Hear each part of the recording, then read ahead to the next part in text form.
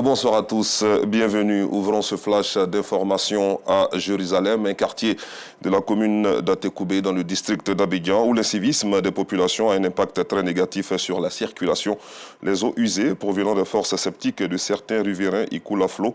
Elles se déversent sur la voie publique et finissent par laisser le bitume dans une agonie profonde. Vous le verrez dans le carton rouge de ce mardi 11 juillet 2023. Les habitants du quartier et les usagers de la route vivent un véritable calvaire. À l'intérieur du pays, la sous-préfecture de Kotobi était en fête le samedi 1er juillet dernier et pour cause, les cadres, filles et fils de la localité et ceux des villages d'Abongwa, de Krigbe, de Nzanfouenou et Yafo se sont réunis pour la cérémonie de pose de la première pierre de la sous-préfecture et de la résidence du sous-préfet de Kotobi. Plus de détails dans notre édition de 19h30 avec Davis Oyo.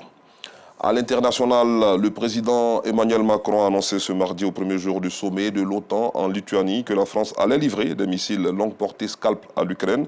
Ils sont déjà arrivés, selon une source militaire française, une décision qui succède de quelques jours à celle des États-Unis de livrer des armes à sous-munitions à ce petit État d'Europe de l'Est en guerre contre le géant russe.